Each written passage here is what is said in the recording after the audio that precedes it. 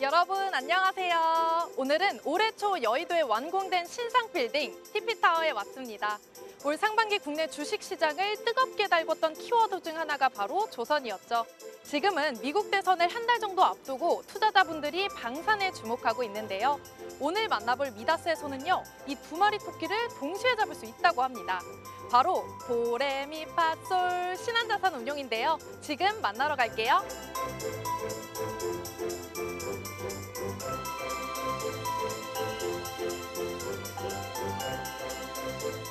올해 레버리지랑 인버스를 제외한 국내 주식형 개인 순매수 1위가 솔조선 탑3 플러스 ETF인데요. 무거운 산업인데도 개인 투자자들의 관심이 몰리는 이유가 있을까요?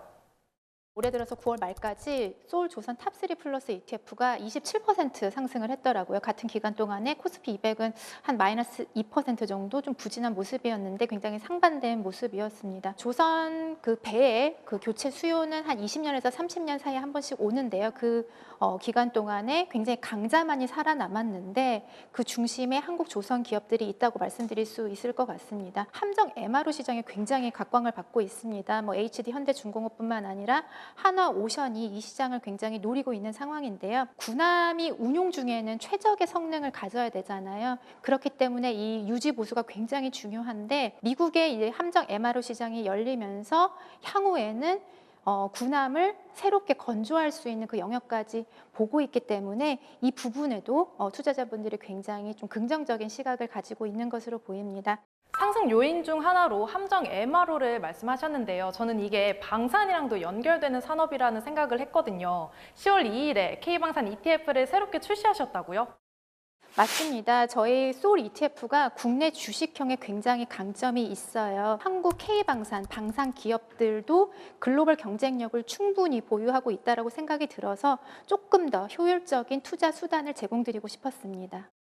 지금 ETF 시장에 상장되어 있는 다른 방산 관련된 ETF는 어느 특정 기업군에 굉장히 좀 투자 비중이 높다라든지 아니면 항공 모빌리티와 같이 좀 다른 결의 테마와 통합이 되어서 포트폴리오가 제공이 되고 있기 때문에 저희 소울 K방산 ETF는 이런 점을 조금 해결하고자 노력을 했습니다. 현재 어떤 그 지정학적인 충돌 속에서 지상전이 굉장히 중요해지고 있어요. 그 지상전 속에서 한국 방산 기업들의 재래식 무기가 굉장히 재평가받고 있는 부분에 조금 더 어떤 포트폴리오의 무게 중심을 조금 더 강화했다라고 말씀드릴 수 있을 것 같고, 그리고 여전히 미래 방산의 방향성이라고 볼 수 있는 무인화 로봇이라든지 위성 이런 부분들도 저희가 조금 더 많이 반영을 해서 레인보우 로보틱스라든지 아니면 최근에 고스트 로보틱스를 인수한 LIG 넥스원에도 굉장히 좀 주요하게 비중을 두었다라고 말씀드릴 수 있을 것 같습니다. 방산주가 많이 올랐는데 앞으로 방산 기업들의 성장 가능성이 크다고 판단한 다른 이유가 있을까요? 아무래도 실적인 것 같습니다. 한국 방산 같은 경우에는 2022년에 폴란드 대규모 수출이 일어나면서 한번 어떤 전환점을 맞이했다고 볼 수 있을 것 같은데요.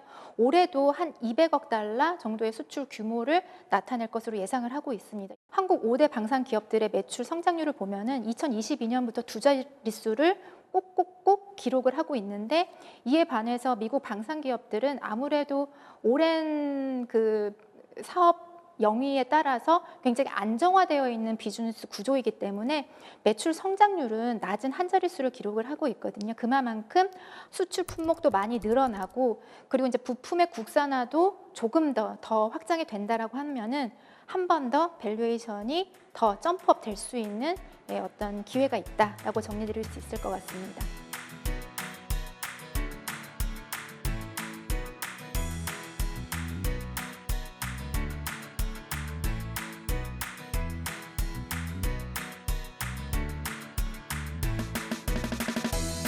본부장님 안녕하세요.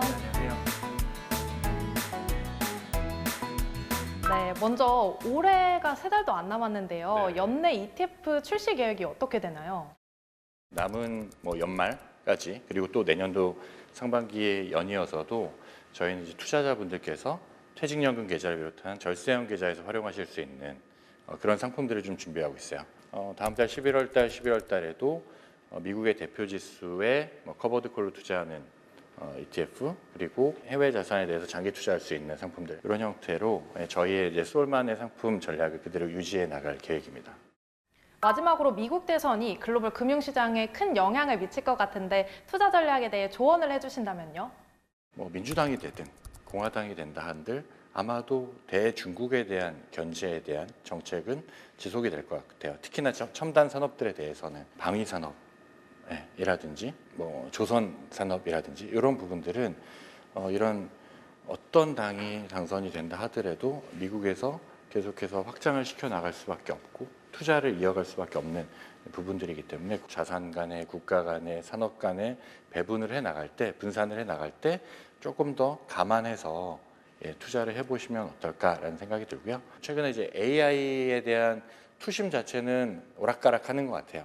하지만 AI 산업에 대한 장기 성장성을 의심할 단계는 전혀 아닌 것 같고요. 이 AI 산업을 가능케 하는 데 있어서 필수 불가결한 요소인 어떤 에너지, 전력, 그 관련된 인프라 이런 쪽들이 굉장히 노후화되어 있고 지금 준비가 되어 있지 않다라는 측면이 지금 가장 큰 문제인 것 같아요.